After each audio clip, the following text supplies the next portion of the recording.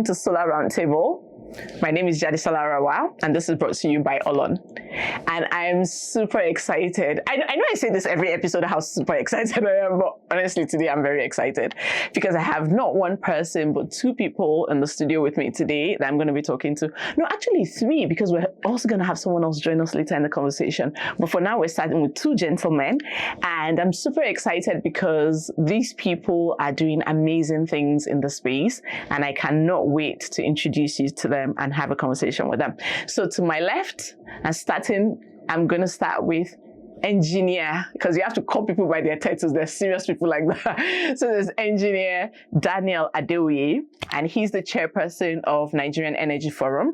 And I'm going to let him say hello and tell us about Nigerian Energy Forum in a minute. Hello, everyone. Thank you so much for having us. Yes, Daniel is my name. The Nigerian Energy Forum is the foremost energy platform for policy discourse, stimulating innovation and promoting investments across the clean energy sector and energy transition space within Nigeria and Africa. Awesome. So that's Engineer Daniel. And to my right, we have Valentine Namani. And I was saying to Valentine before the camera started rolling, I was like, Valentine, you don't even look like you're from the East, like Southeast, right? And, and Valentine was like, maybe when I speak my language, so okay, do Valentine. So I have Valentine, and Valentine is with One Grid Energies. And do you want to introduce yourself and how you do? Hi everyone. It was actually a great opportunity to be here today to speak with you all. My name is Valentine Namani from One Grid Energies, and I happen to be the CEO of One Grid Energies. And basically, we are trying to revolutionize access to renewable energy because, from where I came from, I didn't have access to electricity, and I'm trying to make sure that every child don't pass through the same situation that I passed through. And we have actually rolled out a lot of energy products that is impacting thousands of lives in rural communities. Yay! Well done. So you see why I said I'm super excited to talk to these people. But let me give you a little bit of a background, right? So Olon, a few years ago, in partnership with the Nigerian Energy Forum, said, you know what, we want to change energy access in Nigeria, right? And we want to make sure that the unserved and underserved get access to energy. But we're like a huge demography of people that you cannot have this conversation without is the young people. And so in partnership with Daniel and the Nigerian Energy Forum, we said, you know what, how do we make a difference? Let's come up with a challenge, right, that actually gets young people thinking about solutions to the energy deficit that that we have in the country. And that's how the TIEC was born. So that's the Tertiary Institution Energy Challenge, right, in partnership with NEF. And so I'm going to let Daniel talk to us a little bit about that whole challenge, because they've kind of taken it and run with it. Tell us a little bit about it and how we now came to have my brother my brother Valentine in the room with us today. So super. Thank you very much, Jadisola. Yes, so stimulating energy innovation competitions for young people has been a key part of the Nigeria Energy Forum's core remit and objectives over the last 10 years. And to understand where all of this comes from, you need to dial back 13 years ago. I was studying for my master's degree at Cardiff University in the UK. Got a chance to participate in a student energy essay contest as part of the World Energy Forum. And, out of the blues, I was shortlisted in the top 10, then invited over to Dubai, right, to the World Energy Forum. And then I won the first prize, right? And I was, presenting, an acceptance speech to heads of state from across the world. And that really left something in me to say, look, if all of the people gathered in the room here in this World Energy Forum in Dubai, they are not close to the realities of where these energy access challenges are at. How can you make a difference? And at that point, I think it became like the penny dropped, and it was like, look, you have to take a stand. You have to make this work. You have to drive and lead the solution, right, for where it really matters. And I think that's where this whole thing started from. So 2016, so this was 2012, the competition. 2016, we had the first Nigeria Energy Forum, and I was privileged to be part of the team that co-founded and led that, and ultimately we, as a point of policy, really insisted we must have a competition that targets the young people, gives them an opportunity to come into that forum, meet with industry. I remember there was the Africa Challenge before we started the TIEC. Correct. And exactly. that started from 2016. And then by, I think, 2022, that evolved into the Tertiary Student Institution Energy Pre-Challenge, just to try and reach not young professionals who have graduated, but now, undergraduates across universities, polytechnics, who are really sort of, if you like, the young talent that would drive the future of this clean energy sector, really. And I think our first alumni in 2023 were One Grid Energies.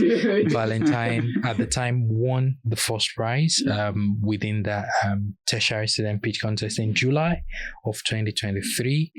We gave them about 4 months to demonstrate their progress, and then by the time we were having the finals of the Africa context in November of 2023, they also won the first prize. Wow. Right. Yeah, So just to show, super excited to talk about. Like, I can't even wait to share with you guys what that solution is, because I think one of the things that I'm excited about this is the fact that, one, it's young people. Secondly, it gives an opportunity to students that they otherwise wouldn't have. Number 3 is you guys are solving real life problems, which is fantastic. And number 4 is the impact of the work that you guys do.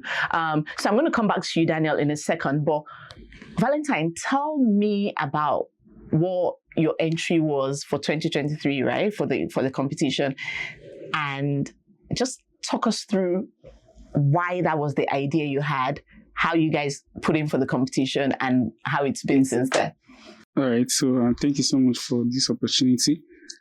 Basically, it's all about, it came from a personal problem. While growing up, I didn't have access to electricity. And then I passed through 2 incidents that actually shaped my whole story. The first was in 2012 when I was using candles. I used candles. I was reading and the candle fell on my book. I slept off and, it burned everywhere. And, when I woke up, everywhere was burnt, right? So that was actually a terrible experience. Then the second one was the problem of plastic waste. So when I was coming back from the market, from my mom's shop, and, when it rains heavily here in Nigeria, most of the drainage lines get filled up, and I was trying to, make my way home, and unfortunately I fell into a drainage line, that it's taller than me, right? So, the water was, carried me away, but people rushed and dragged me out from there. And that was actually how I survived, right? Had it been I wasn't rescued, I wouldn't have been here today to share this story. I was going to be like, there's a reason why you're here. So everything around me, I grew up in a community or in a place that wasn't fully, it was poverty oriented, right? So I was trying to make my way out with the fact that I needed to help so many other people that, that passed through this problem, right? So we have been to so many rural communities in Nigeria, and then all my journey actually inspired all the projects we are doing, which I will, introduce you to. We have like 3 powerful projects ongoing, and the second of them was inspired through, the first product, where we went to this rural community that they don't have access to electricity. The electricity grid has not entered this community. Literally, the children play in the dark at night. Don't read at night because there is no light. There is no even power for the women to even cook their food. Talk more of the ones for the children to read. Right? Then the interesting thing struck me was the healthcare in that community. That they deliver the child with candle, right? And then I now had to like, what's all this? Is this how the energy poverty has went to? Then they were like, they do even deliver with phone touch lights and so. And it's quite visible because the community is not connected to the grid. How do you expect the healthcare to thrive, right? So all those things actually shaped my story. And then I thought to myself, how can I be able to bring out a solution that's solving real-time problem? Because also along the line, I discovered that we have a lot of renewable energy companies in Nigeria. But then the statistics keep increasing. When we started, it was around 70 million people in Nigeria that don't have access to electricity. But now it's 90 million people. Where all the funding is going to? Discovered that the people that are actually solving this problem, the solutions we have are not reaching there. You understand? So I was like, how can we be able to create a solution that is working? Most importantly, working, it is sustainable, and not like I'm a renewable energy company and I have this product that is sold maybe 200,000 and then people can't afford it. And that's what's interesting about what you entered the competition with, right? Because if I recollect correctly, you went on to power this healthcare community with plastic waste. How? Just very quickly tell me how, because I would never have thought about it, that plastic would generate power.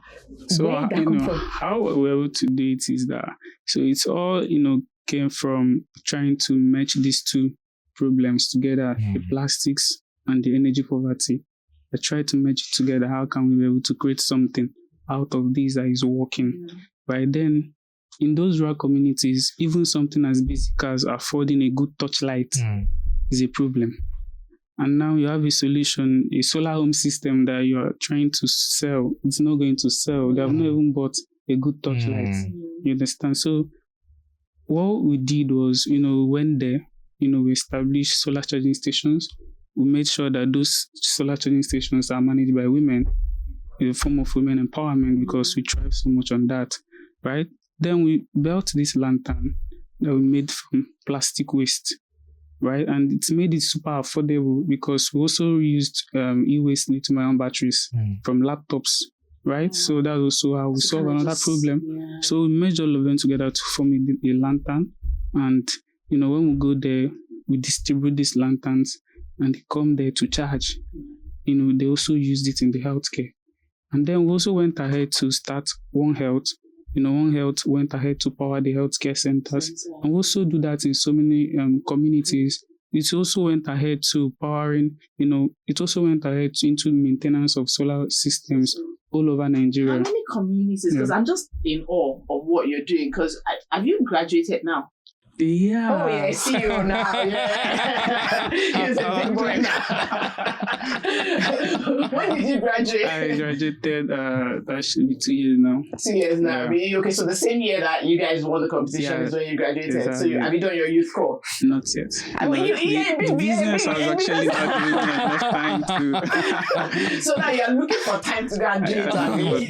There's no time for do it actually. You do it. So my thing is, in terms of impact, how many communities now, just off the top of your head, would you say that your solutions are in and creating value at? How many communities? So basically, currently we have 3 communities, and we have thousands of people. And then when we look at the impact is reaching 900,000 people currently, right? Because the recent innovation that we launched now is called Onebox. And that's actually a revolutionizer, to be honest. It's going to displace, it's going to help a lot of people. I'm just so excited about it. So are we hearing it first? We heard it here first. We have actually launched.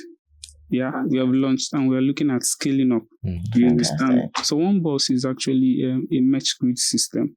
Do you understand? Because one of the major challenges of these people in rural communities is that they need 2 basic things or 3 basic things. If you can be able to solve it for them, you have solved a lot of problems. Light, they need good light. 1, they need to charge their mobile phones and then give them fan. If you can power the television, then that's extra. So that's what Onebox does.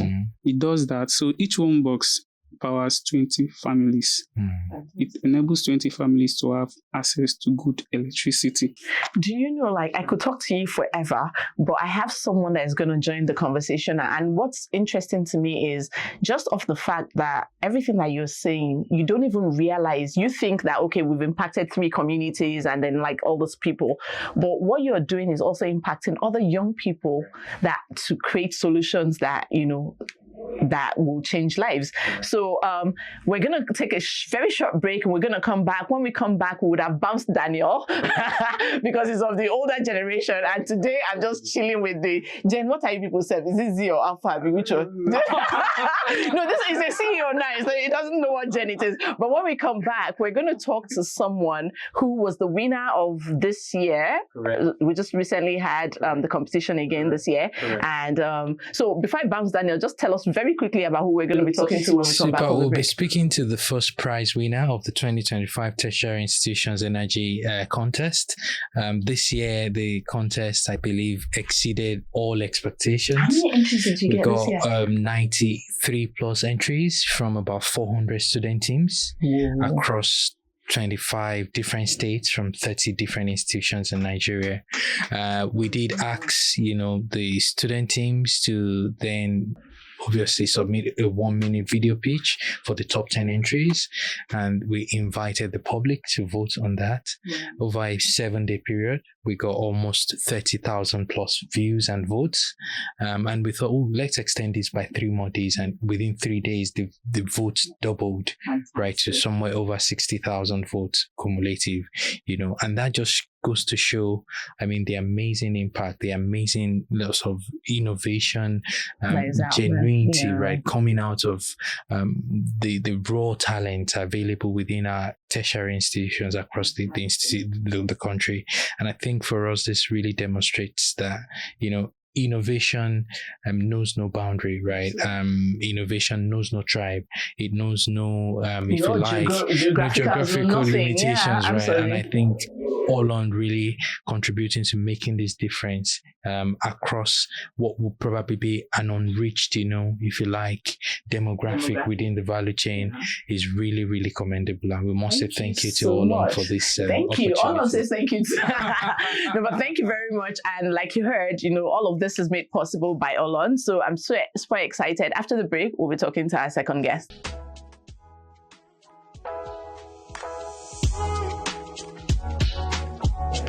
Welcome back. And so we bounced Daniel, but we've replaced Daniel with a fantastic young man. And I have here in the studio with us now, Febechi Desmond. Yes. And Febechi, you're from what university? University of Cross River State. Okay. And what's the title of your project or your... Okay, Green Preserve. Green Preserves. So Febechi is the brand new winner of the TIEC Challenge 2025. Yay! And I'm going to let him tell us a little bit about the entry that won, the first prize.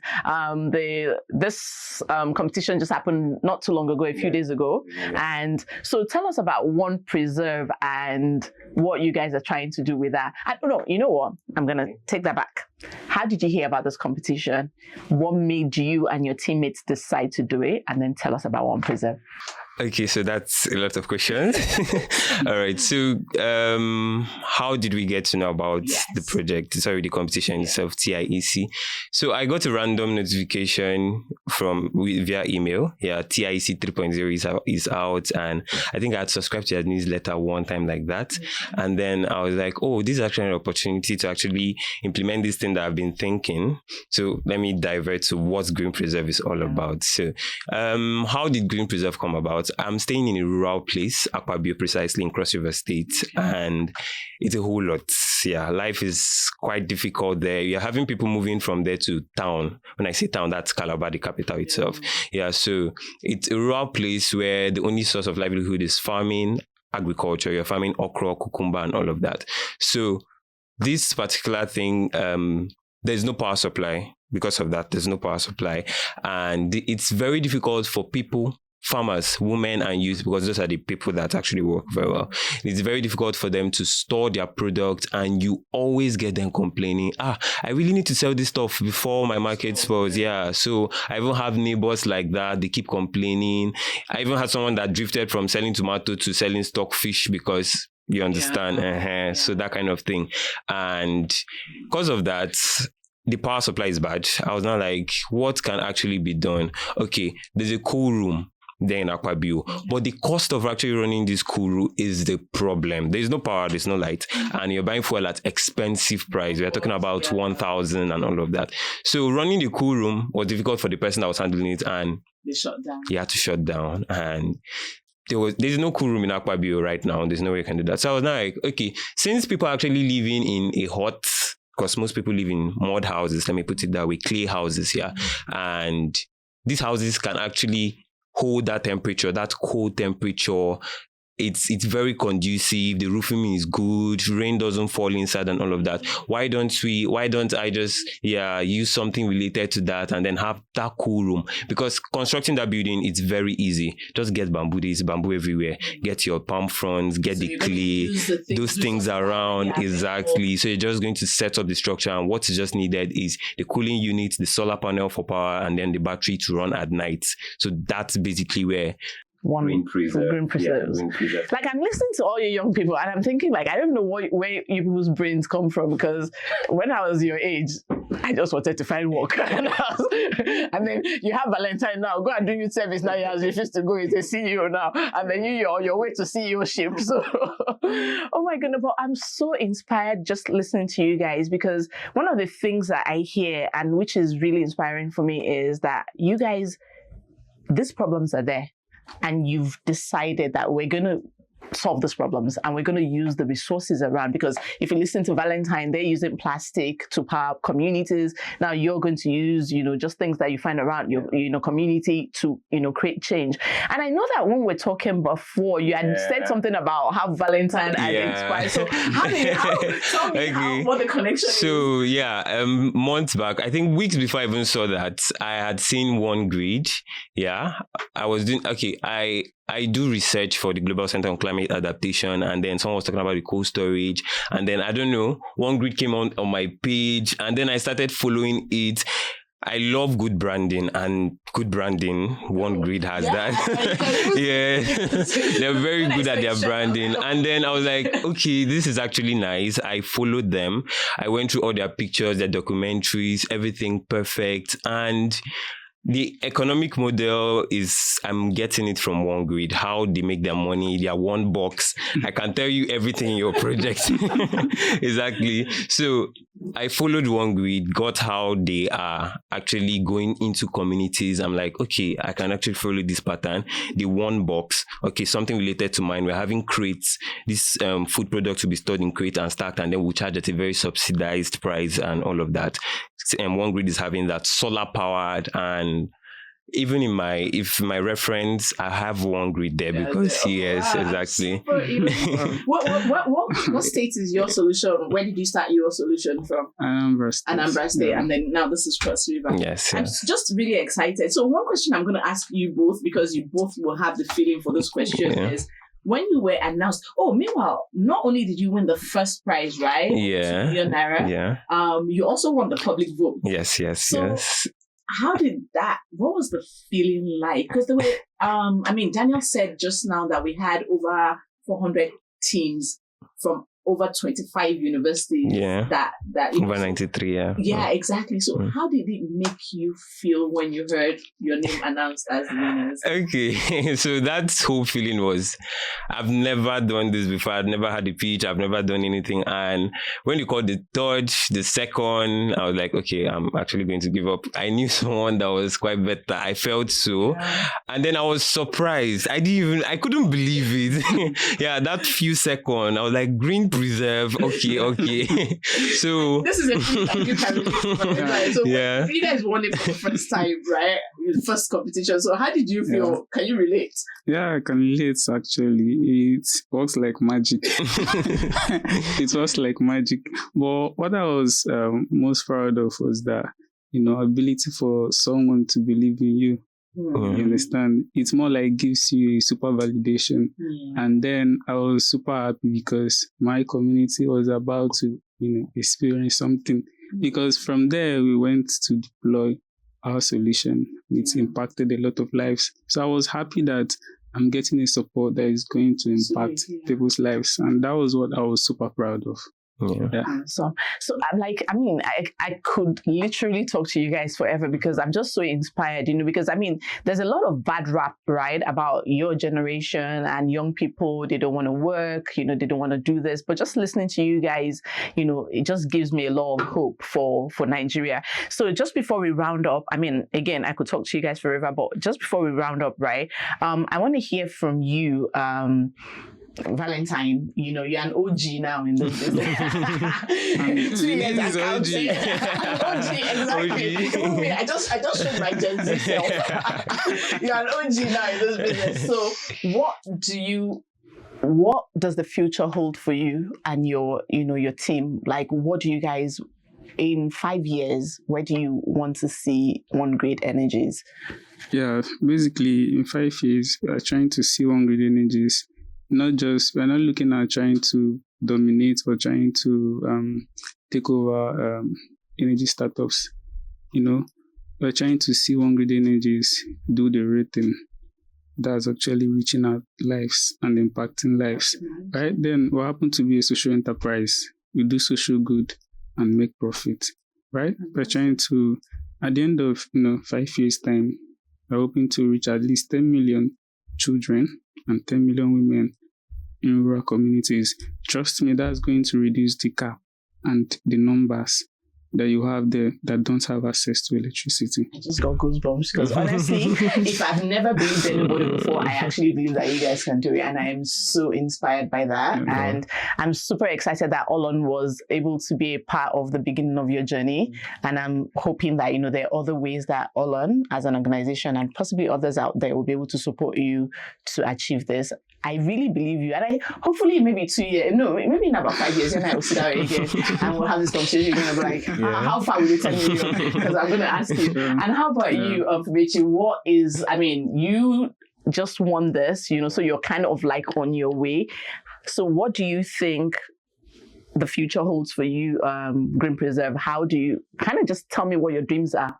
Okay. So just as you said earlier, the narratives, not narratives, how a lot of young persons are actually deviating from what needs to be done.